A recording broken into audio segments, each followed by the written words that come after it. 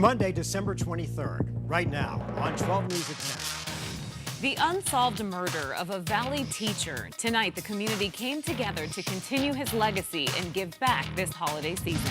I'm Chase Golightly in the newsroom. Mesa police arrested a man who they say made up to $10,000 a month by posting videos online of him committing crimes. What TikTok is now doing about it, coming up.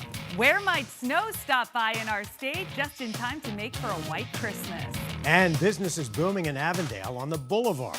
Take a look at the new expansions coming and what it means for the West Valley. 12 News at 10 with Mark Curtis and Caribe Divine starts now. And we begin with breaking news out of Sky Harbor. We're learning tonight some more details about a plane that had to return back to the airport after taking off. Officials with Southwest Airlines say that a fight on board caused the crew to have to divert back to Sky Harbor. Now, we do know that the flight was headed to Columbus, Ohio, and that it did land safely back at its gate. Stay with 12 News for more updates online. It's a video that made people here in the valley furious. A man films himself spraying bug killer all over the produce section at a Walmart and then posts it on social media, making people even more upset. He told police he did it to make money on one of his social media platforms. Thanks for joining us tonight. I'm Mark Curtis. And I'm Caribe Divine. 12 News journalist Chase Golightly has been following this story and is joining us now in studio. And Chase, are these videos even allowed on social media? Caribe, Mark, they're not. An instructor who specializes in social media posts tells me it's against their policies. And in the last few hours, we found out one of the suspect's accounts has actually been taken down. Charles Smith is facing charges related to poisoning, endangerment, and criminal damage for this. Mesa police say Smith recorded himself spraying bug killer all over fruit, vegetables, and rotisserie chickens at this Mesa Walmart, causing nearly $1,000 worth of damage and putting shoppers at risk. According to court documents, Smith is accused of doing other stunts that put people in danger, leading to an arrest warrant for him out of Tempe and charges of criminal nuisance and disorderly conduct in Scottsdale, all for clicks on his social media pages, police say, where he had more than 300,000 followers. Before it was taken down, his TikTok account had several other videos of what appears to be him committing crimes, like locking people inside a Goodwill, throwing food at people at the mall, and even throwing a dead bird at fast food workers. I think that this demonstrates the way that social media can normalize and amplify irresponsible behavior. Julie Smith, an instructor at Webster University, specializes in social media. She says not only is Smith doing this for views, it's also for money. He's doing something called engagement farming. And obviously, the more engagement that an account gets, the more money the account can bring in if the account is monetized. Smith allegedly told police the same thing. In his arrest documents,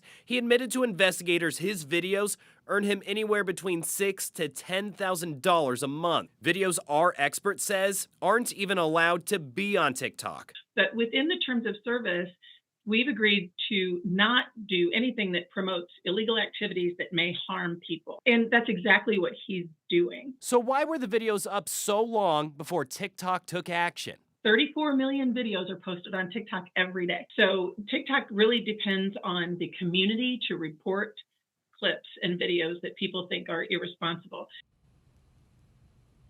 While that TikTok page is down, Smith still has his Instagram page active with many of the same videos. I reached out to Meta, Instagram's parent company, to see if they will remove them for violating its policy, but at this time I haven't heard back. Caribe. All right, Chase, thank you.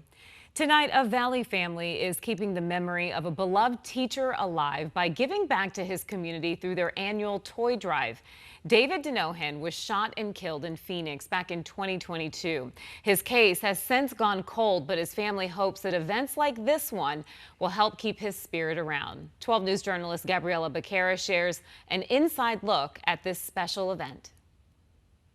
No one went home empty-handed. The Denohan family started the night with more than 150 wrapped presents for kids of all ages. And dozens of families came through here and left with not only those presents, but smiling faces.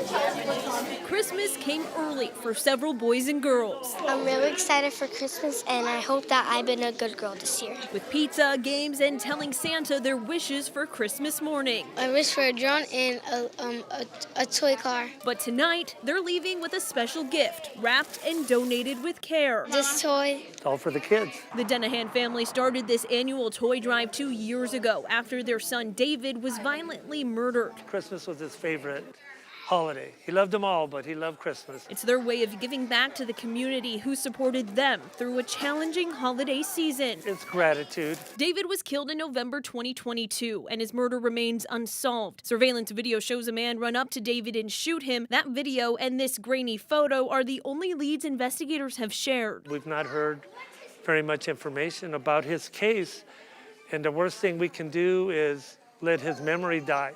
And as long as we're out in the community and trying to be relevant to doing good things, then David's spirit will live on forever. David's spirit lives on with each of these presents and smiling faces. David would have been a big supporter of this and also helping give back to people in need. And we know times are hard for a lot of families. Even if they're both working, it's difficult to get those little extra presents for the kids. Silent Witness is offering up to a $20,000 reward for anyone who can provide information leading to an arrest in this case. The Denahan family raised most of that reward, and they're continuing to raise money in hopes that it leads to the end of this cold case. In Phoenix, Gabriela Becerra, 12 News. All right, Gabby, thanks. The body of a Phoenix man has been recovered after he drowned in Woods Canyon Lake. The Coconino County Sheriff's Office tells us a group of people were visiting the lake about 30 miles northeast of Payson over the weekend. A 26-year-old man was walking on the frozen lake when he fell through the ice. His friends tried saving him but were unsuccessful. This morning, search and rescue teams found his body under the ice. The Sheriff's Office says this is not the first time a person has fallen into the lake and drowned, and they urge future visitors to be extra cautious. There's no telling how thick or how thin that ice is, and it only takes a moment to break through and fall underneath that ice cap. Once your body hits that cold water, the clock's ticking. The Coconino County Sheriff's Office has not released the man's identity. They tell us they're still waiting for the medical examiner's report. Tonight, a man is in the hospital after being shot in Phoenix. Police found the man just before 6 p.m. near 19th Avenue in Glendale. He was taken to the hospital with serious injuries. Police have not said if they have any suspects in custody. You can expect some police activity in that area as they continue to investigate. Right now, Tucson police are searching for the person who stole a car and crashed it into a high school pool. This morning, staff at Amphitheater High School noticed a fence was knocked down and then found a car in the water. No one was inside the car. Tucson police say that no arrests have been made. The district is now putting new fencing up to secure the pool. Well, right now, the holiday rush is on at Sky Harbor. If you're headed out there tonight, here's a look at the flights. Right now, there are 13 flights delayed. So far, no cancellations. More housing for those experiencing homelessness. Today, the Vista Colina Family Shelter in Phoenix reopened its doors after undergoing some renovations. The shelter can now house up to 130 people with 12 one-bedroom apartments and 18 two-bedroom units. The reopening couldn't have come at a better time. Right now, 300 families in Maricopa County are waiting for shelter spots to open up. Well, it seems like new apartments or homes are going up everywhere across the valley, but experts say we still have a housing shortage. Experts estimate we're short somewhere between 65,000 and 270,000 units. After the recession halted home building, it's not as easy to build anymore. Permitting, zoning, and land are all more expensive. And while some action has been taken to address the shortage, experts say it will still take time to catch up. It's not going to be, a couple of months or even a year. It's taken us years to get to this space, and so I think it's going to continue. We're going to continue to kind of chip away at it and make progress all the time.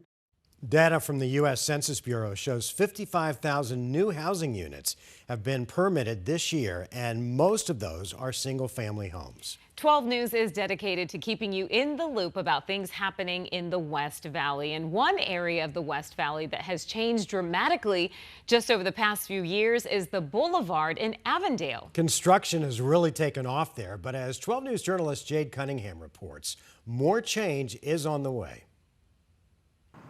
With new restaurants, homes, and other businesses, Well, Avendale is in the center of so much growth right now. change is happening in almost every direction along Avendale Boulevard. So the concept used to be called City Center, and it started almost 20 years ago now.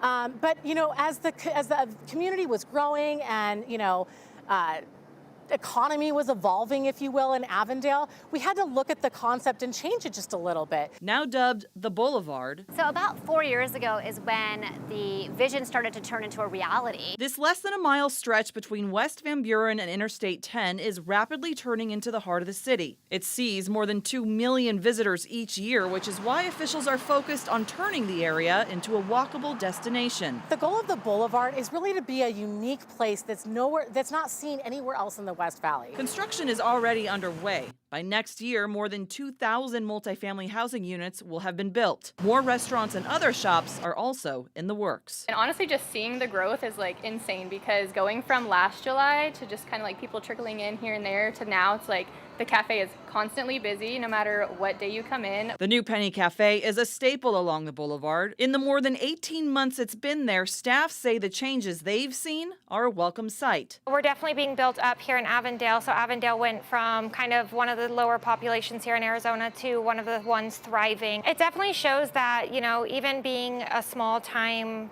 business, you have the ability to grow. The city of Avondale not pumping the brakes anytime soon. It is just kind of opening up this great secret, right? It's just this gem that now people can discover. Which in turn makes many excited for what's to come. Jay Cunningham, 12 News.